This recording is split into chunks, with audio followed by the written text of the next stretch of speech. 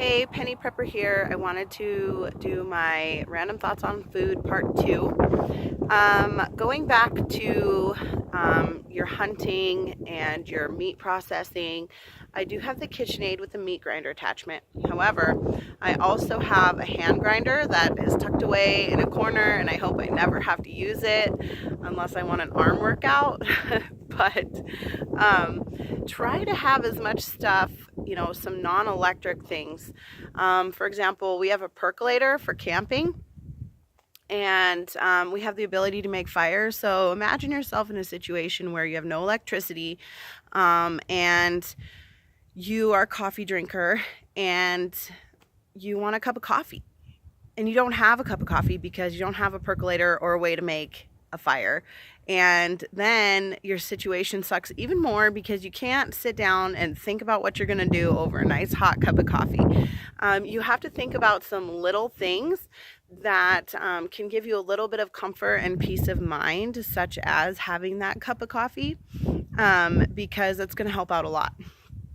So point number 2 is wow, I just totally lost my point. Oh man, it's been a long day. So I lost it. Hold on, guys. Okay, I got it. Sorry. So point number 2 is, if you have a deep freezer full of meat and you have a refrigerator with another freezer that has food in it, can you quickly turn that food into non-perishable, storable food? What are you going to do when that freezer full of meat starts to thaw out? Do you know how to dry out your food? What can you do? I would suggest building a small solar food dryer. You can do that. There's all sorts of videos out there on that. That's something I've wanted to do for a while, and even doing it over a fire. Do you know how to dry your meat out over a fire? So you basically smoke it into jerky. And then another interesting storable food item is something called pemmican.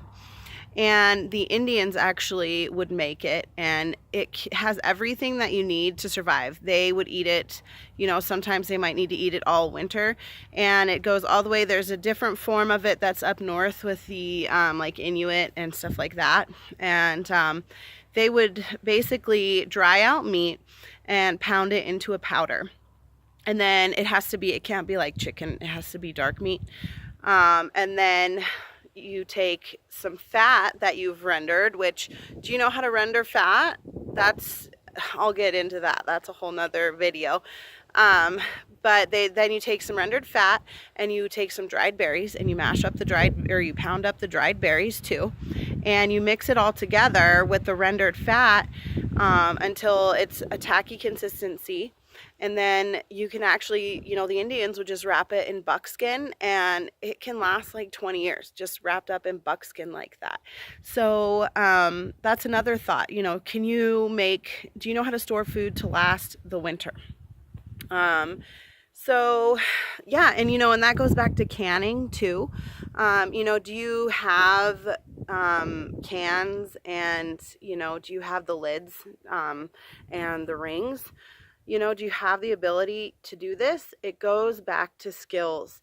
You can stock up on the lids and the rings. You can just buy like 1 pack of those when you go to the store, and then you have those, and you can reuse the rings, but not the actual lid part, but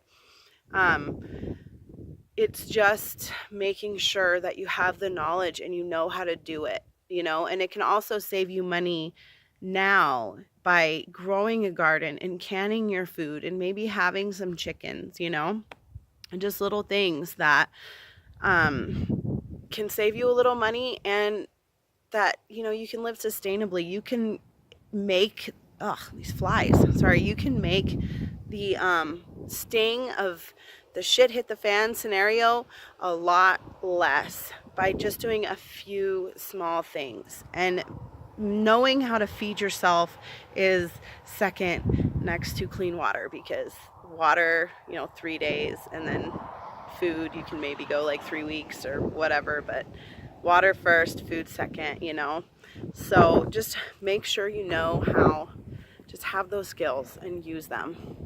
And so I think that's all my thoughts. Thanks for coming back to my channel.